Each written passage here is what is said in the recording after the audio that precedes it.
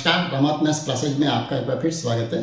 पिछले वीडियो में हमने बहुपदों के बारे में एक सामान्य सी जानकारी प्राप्त की थी, जिसमें हमने एक पदीय, द्विपदीय, त्रिपदीय और बहुपदीय व्यंजकों के बारे में हमने आधारभूत रूप से हर एक चीज़ को हमने समझा था। साथ ही हमने बहुपदों के जो गुणांक होते हैं उसके बारे में भी चर्चा की थी और बहुपदों की जो घात है उसके बारे में भी हमने बहुत ही अच्छे से चर्चा की थी। साथ ही मैंने वीडियो के अंत में कुछ प्रश्न भी आपको दिए थे, तो आशा करूंगा कि आपने वो प्रश्नों को भी बहुत अच्छे से अभ्यास किया होगा, तो उसमें आपको शायद कहीं दिक्कत भी नहीं आई होगी। तो आज के वीडियो में हम बहुपदों के शून्य ज्ञात करना सीखेंगे।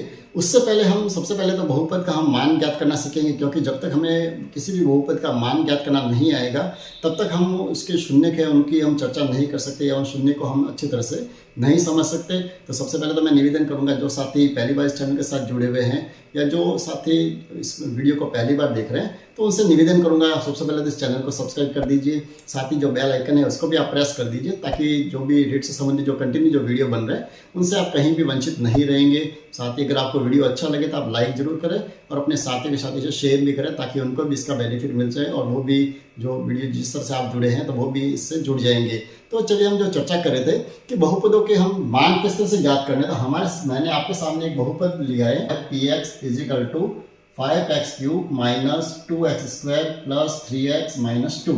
यानी किसी भी बहुपद का ध्यान रखें, उसको हम px या qx या कुछ भी इस तरह से उस बहुपद को व्यक्त करते हैं, प्रदर्शित करते हैं। तो आप इसको भी अच्छी तरह से एक बार समझ जाएंगे बहुपद को हम किस तरह से लिखते हैं।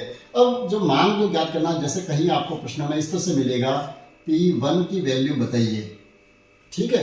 अब इसका अर्थ यह है कि ये जो बहुपद दिया हुआ है इसमें हमें क्या करना है, ये जो x जो लिखा हुआ उस x की जगह हमें एक मानकर, यानी x = 1 मानकर इस बहुपद का हमें मान ज्ञात करना है, ठीक है। तो मान ज्ञात करने के लिए हम क्या करेंगे, जो बहुपद दिया हुआ है जैसे 5x³ - 2x² + 3x - 2, ये जो बहुपद है इस बहुपद में हमें क्या करना है, जहां पर भी x लिखा हुआ है उसकी जगह हम 1 लिखेंगे, ठीक है।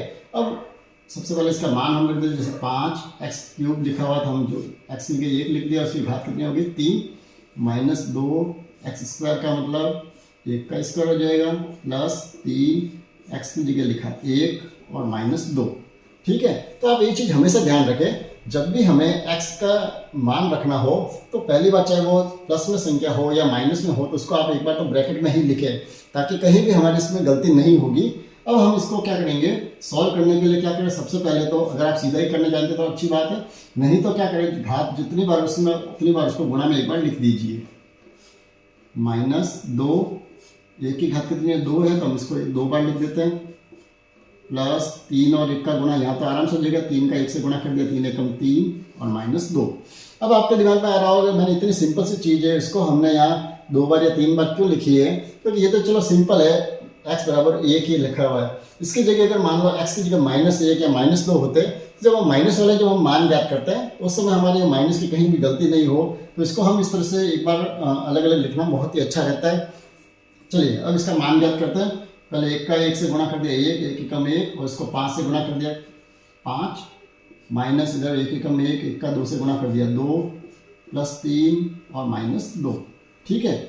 अब असली काम जो शुरू होता है वो हमारी जो गलती होती है अक्सर एग्जाम में वो यहीं से होती है कि हम क्या करते हैं, ये जो प्रश्न इनको जब हल करना पड़ता है, जब हम मान ज्ञात कर लेते हैं, उसके बाद जब इसकी हम वैल्यू निकालनी हो, जब जोड़ना हो और घटाना हो, तो हम क्या करते हैं, हम कंटिन्यू इस प्रश्न को हल करने की कोशिश करते हैं। जैसे 5 में से पहले 2 को माइनस करते हैं, फिर इसमें 3 प्लस करते हैं, फिर उसमें -2 करते हैं, ठीक है।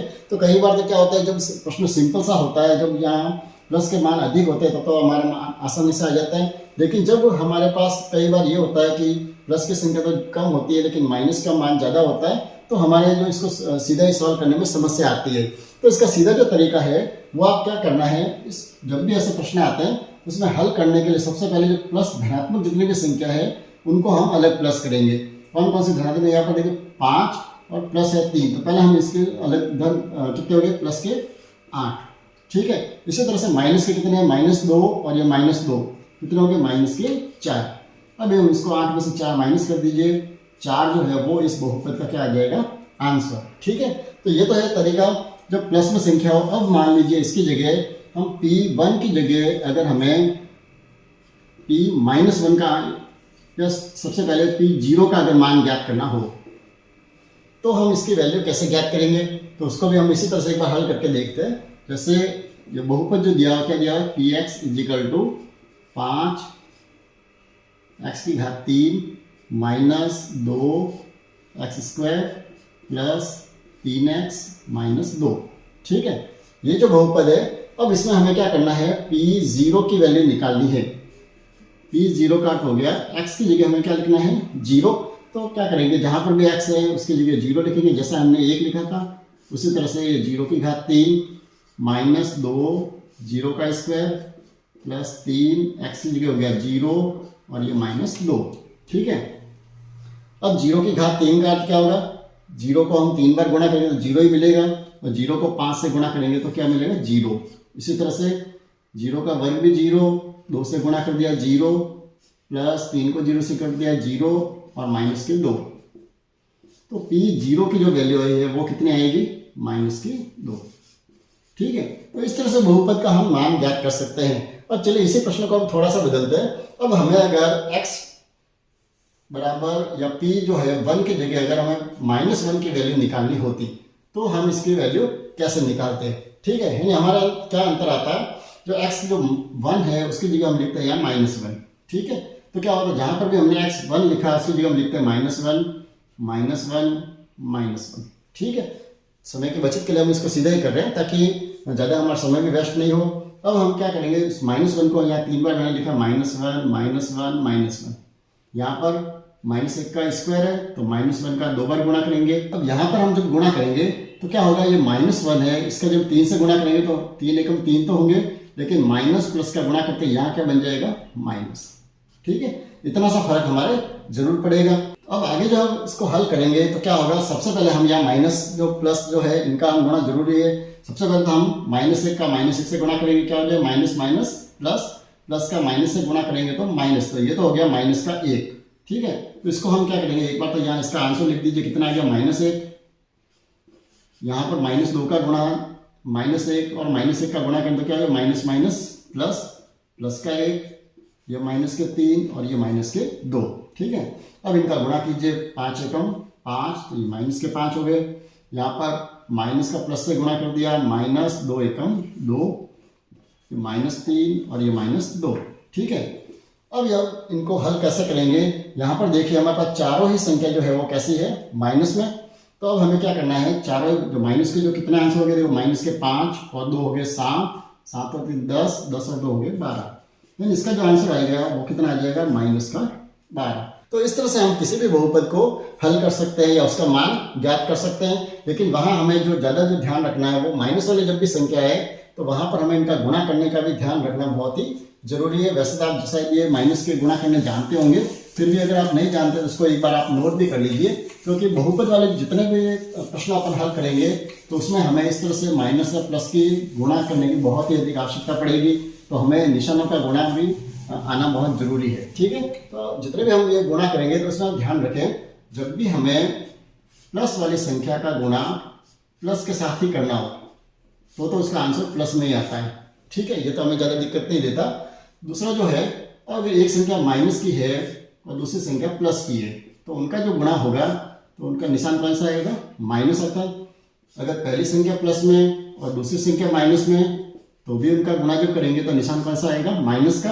और अगर एक संख्या माइनस में है और दूसरी संख्या भी माइनस में तो इनका जो गुणा होगा वो क्या होगा, माइनस माइनस प्लस। ये जो चार जो बेसिक जो गुणा के नियम है, इन नियमों को हमें ध्यान में रखना बहुत जरूरी है।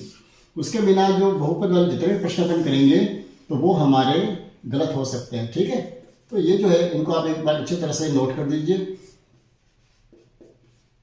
चिन्हों का गुणा।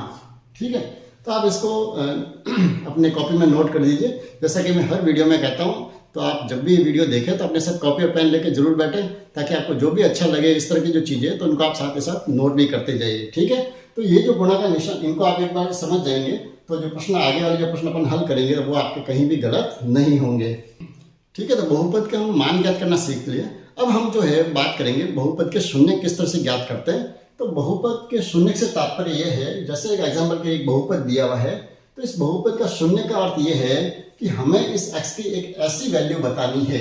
पहले तो हम क्या था हमें x का कोई भी मान दिया हुआ था, उससे हमने इस बहुपद का मान ज्ञात किया था।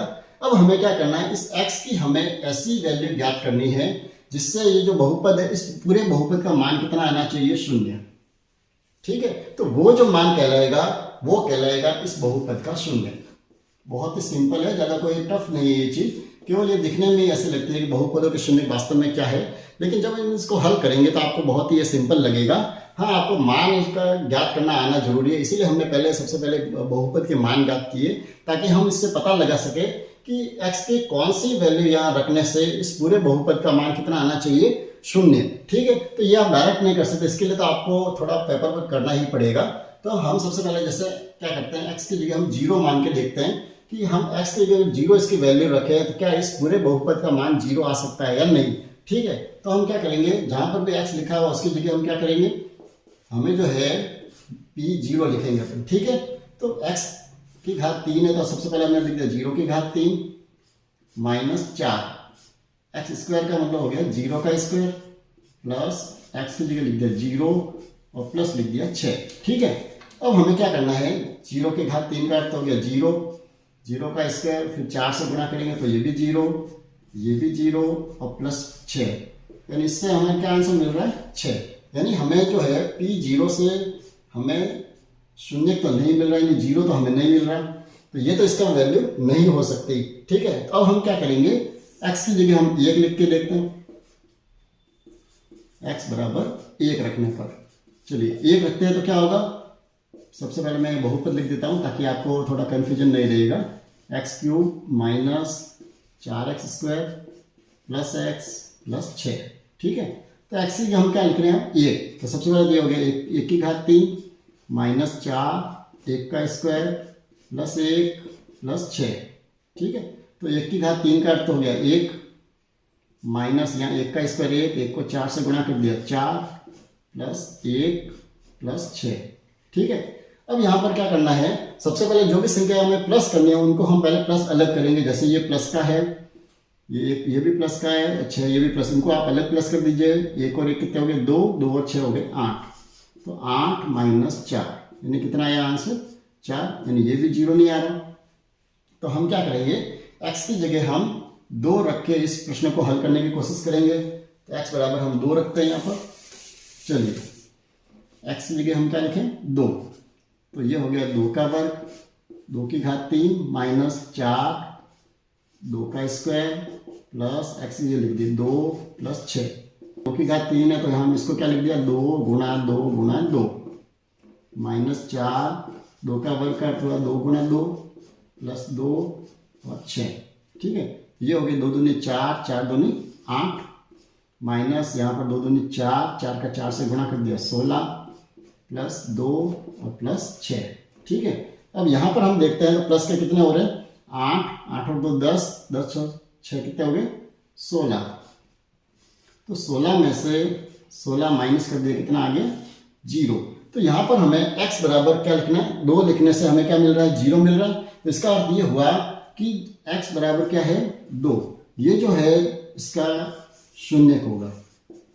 ठीक है, तो आप ध्यान रखें, आपको कहीं गाइड में 0 भी मिलेगा, कहीं ये शब्द जो है वो मूल शब्द भी मिलेगा कि किसी बहुपद का मूल ज्ञात कीजिए, तो मूल भी हम इसी तरह से ज्ञात कर सकते हैं जैसे हम 0 ज्ञात कर सकते हैं। ठीक है, तो ये जो है इस तरह से जब किसी भी बहुपद हम मान जो ज्ञात करेंगे तो उससे हम किसी भी बहुपद का 0 ज्ञात कर सकते हैं। ठीक, इस तरह से हमने 0 ज्ञात करना भी सीखा है।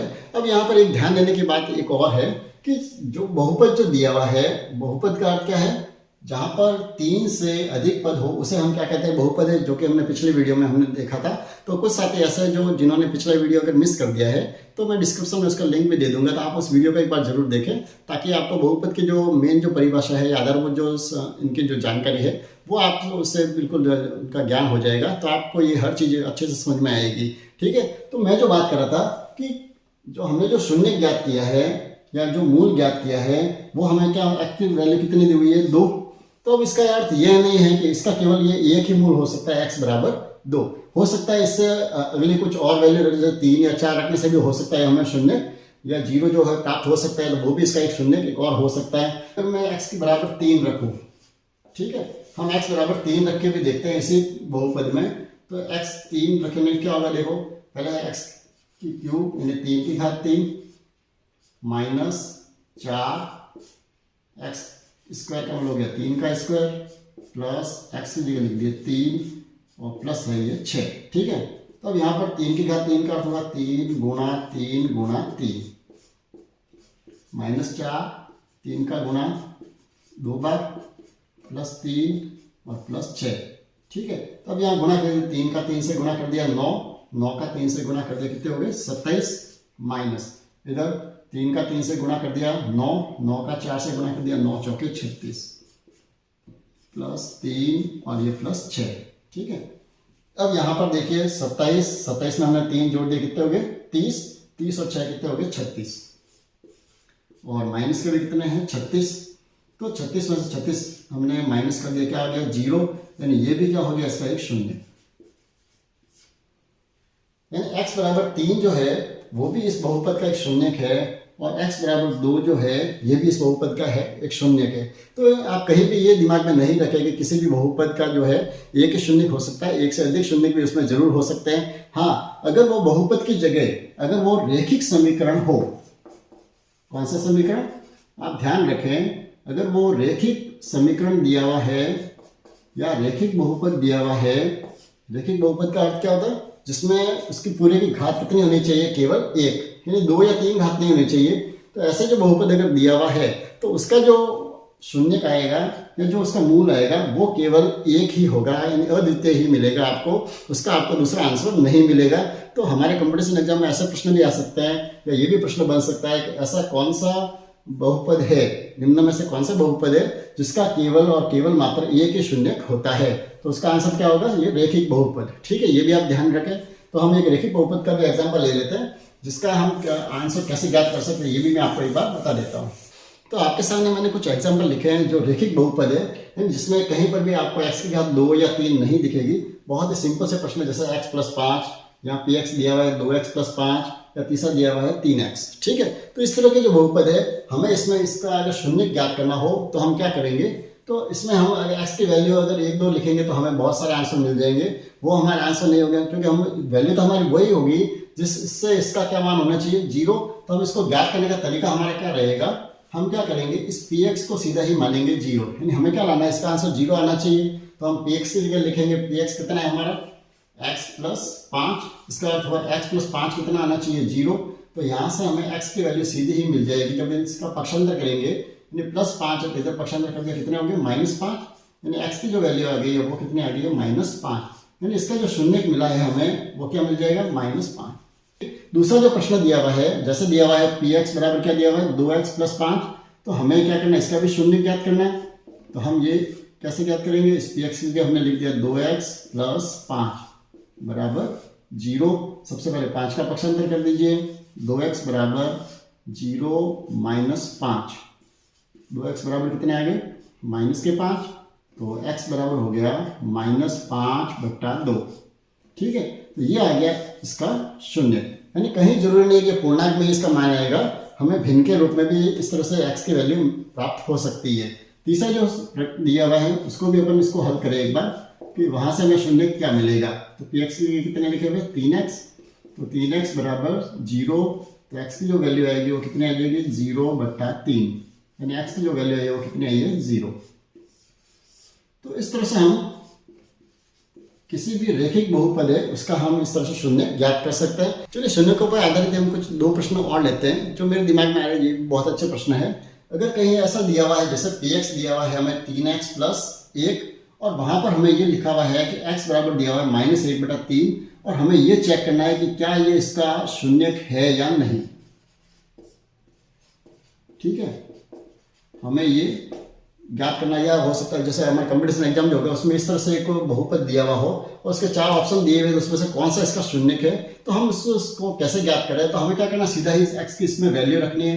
जैसे पहला जो प्रश्न है वो प्रश्न दिया हुआ है px बराबर 3x + 1, तो हमें क्या करना है x की जगह ये जो है -1/3 इसको हम यहाँ लिखेंगे और इसको हम हल करने की कोशिश करेंगे। 3 से 3 कट हो गए, कितने बचा -1 + 1 कितना आ गया 0। इसका अर्थ हुआ ये x बराबर -1/3 जो है वो इस बहुपद का क्या है शून्यक है। ठीक है। इसी तरह से हो सकता है कि प्रश्न इस तरह से अगर मिल जाए, अगर ये लिखा हुआ है जैसे px बराबर lx प्लस m और वहाँ x की जो वैल्यू दी हुई वो दी हुई है माइनस एम बटा एल, तो हम क्या करेंगे कि एल x की जगह हमने वैल्यू रखी माइनस एम बटा एल और प्लस है m, तो हमें तो इसी तरह से l से l को कट कर दिया, क्या बचा माइनस एम और ये प्लस एम, तो माइनस एम और प्लस एम कितना हो गया 0, फिर भी हमें शून्य मिल रहा है, इसका अर्थ है ये जो है ये भी इसका क्या है शून्य। तो इस तरह से प्रश्नों को हल्का सा ऐसे अच्छे से प्रश्न बना के दे सकते हैं कॉम्पिटिशन एग्जाम में। तो आप भी अपनी गाइड के अंदर जो भी प्रश्न दिए हुए हैं शून्य से संबंधित उन सभी प्रश्नों का आप अच्छे से हल कीजिए। इसके साथ ही जो कक्षा 9 की जो पाठ्य पुस्तक है आरबीएसए की, उसमें भी कुछ प्रश्न दिए हुए हैं, तो वो प्रश्न मैं यहाँ डिस्प्ले पे आपको बता दूंगा, तो आप उन प्रश्नों को भी अच्छे से अभ्यास कीजिए। मुझे नहीं लगता है आपको इसमें कहीं भी दिक्कत आएगी, फिर भी आपको कहीं दिक्कत आती है तो आप कमेंट्स में जरूर लिखें, ताकि नेक्स्ट जो वीडियो होगा उसमें उस समस्या का हम समाधान कर देंगे। ठीक है, तो आशा करूंगा इस वीडियो में आपने बहुत ही अच्छे से हर चीज़ को समझा होगा, और अगर आपको वीडियो अच्छा लगा हो तो आप लाइक जरूर करें और अपने दोस्तों के साथ शेयर भी करें। तो ठीक है, मिलते हैं नई वीडियो में एक नए चैप्टर के साथ, तब तक के लिए आप देखते रहिए वीडियो और बने रहिए चैनल के साथ। धन्यवाद।